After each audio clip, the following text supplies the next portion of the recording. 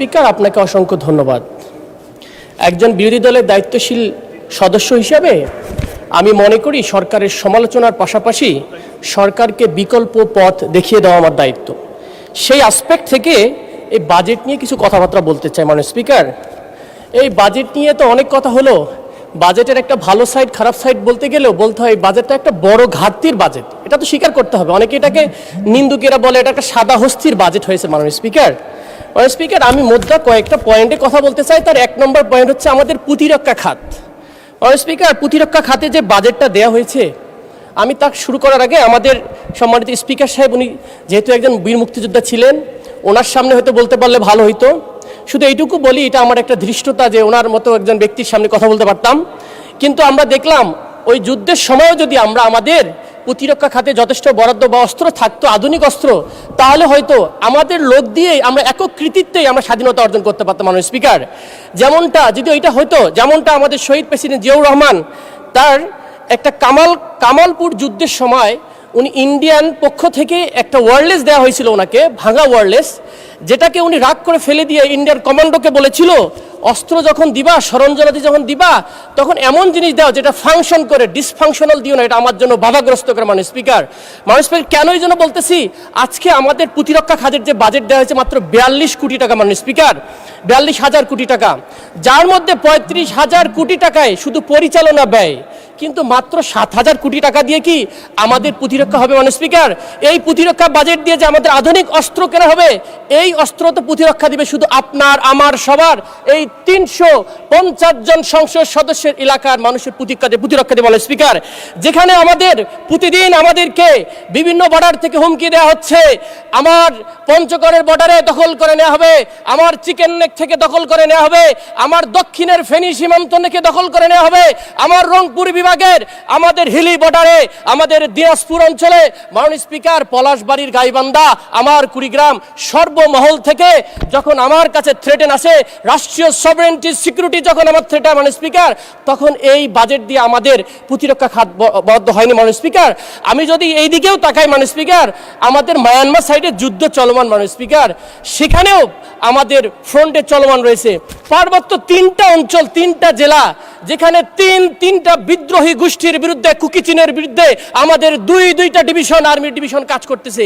এই বরাদ্দ দিয়ে কি আমাদের প্রতিরক্ষা হবে? মাননীয় স্পিকার, আমি যদি নেভালের কথাও বলি, যেটা আমাদের সামুদ্রিক লাইফলাইন বলি, আমাদের বঙ্গোপসাগর, সেখানে মাত্র সেই 1980 সালের দুইটা সাবমেরিন আছে, আর কিছু অল্প কিছু ফ্রিগেট আছে।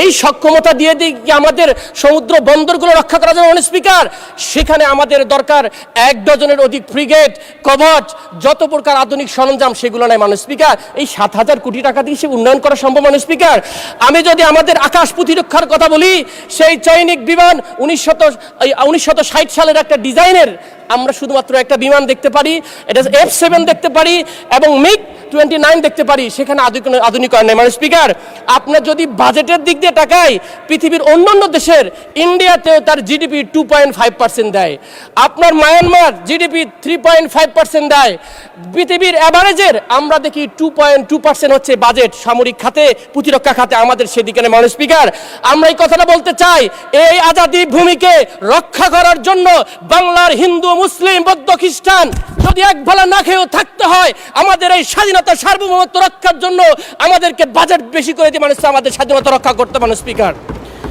স্পিকার, আমাকে একটু সময় বাড়িয়ে দিতে হবে, আমার কিছু কথা আছে। মাননীয় স্পিকার, কেন বলতেছি, কারণ প্রতিনিয়তই আমাদেরকে, আমার রংপুর না, আপনাদের সবাই থ্রেটেনে আছে আমাদের স্বাধীনতা নিয়ে। মাননীয় স্পিকার, আমাদের এই সবার দেশ, এটাকে আমাদের রক্ষা করতে হবে। মাননীয় স্পিকার, এখন আসি মাননীয় স্পিকার, একটু ব্যাংক খাত নিয়ে একটু কথা বলতে হবে। আমাদের ব্যাংকিং সেক্টরে, আমার অর্থমন্ত্রী এখানে আছেন, আমি খুবই আশাবাদী হতাম যদি 32% ঋণ খেলাপি থেকে 10% আনার জন্য একটা রূপরেখা দিতেন। উনি কোনো ধরনের রূপরেখা দেন, যেটা আমাকে হতাশ করেছে। মাননীয় স্পিকার, শুধু কি তাই, উনি নিজেই বক্তব্যে বললেন আমাদের ব্যাংকিং বেস ইকোনমিক সিস্টেমটাকে চেঞ্জ করে ক্যাপিটাল মার্কেট বেজে যাওয়া উচিত। খুবই ভালো কথা, কিন্তু একটা বড় বান্ধনী, একটা ব্যারিকেড দেওয়া হলো। কি ব্যারিকেড? যেখানে আগে ডিভিডেন্ডের 20% ছিল লভ্যাংশ কোম্পানিগুলো, সেখানে কি আমরা দেখলাম 35.7% হয়ে গেছে। মাননীয় স্পিকার, সেখানে ক্যাপিটাল মার্কেট কি বিকাশ করা সম্ভব না আদৌ? আরো একটা জিনিস, আমাদের আপনার সময় আরো 2 মিনিট বৃদ্ধি করা হলো। মাননীয় স্পিকার, আই হাম্বল রিকোয়েস্ট, আমি এটা আজকে বলতে দিন আমাকে। আমাদের ক্যাপিটাল মার্কেটের যেটা বললাম যে আমাদের বন্ডের ক্ষেত্রে একটা এক্সেমশন ছিল, যেটা আমাদের আলটারনেটিভ ফাইন্যান্সকে ডেভেলপমেন্ট করতো, কিন্তু সেই আপনার ট্যাক্স এক্সেমশনটা উঠায় নেওয়া হলো। সুতরাং আলটারনেটিভ ফাইন্যান্সের ক্ষেত্রে আমাদের বাধাগ্রস্ত হবে। সে দৃষ্টিকোণ থেকে আমি মনে করি বাজেটের এই বিষয়টাকে আবার পুনরায় থিঙ্কিং করা আছে। মাননীয় স্পিকার আরেকটা একটু আমরা সাংবিধানিক ইস্যু থেকে আসি। সে বিষয়টা হলো আমাদের সংবিধানের 89 ধারায় বলা হয়েছে গ্রান্ট, ডিমান্ড ফর গ্রান্ট, এবং 90 বিধিতে বলা হয়েছে, আর্টিকেলে বলা হয়েছে যে স্পেসিফিকেশন অর পারপাস লাগবে অথবা অ্যাপ্রোপ্রিয়েশন অ্যাক্ট লাগবে। মানে স্পিকার, যার মাধ্যমে খাতটা কোন খাতে আপনি টাকাটা পাস করে নিচ্ছেন।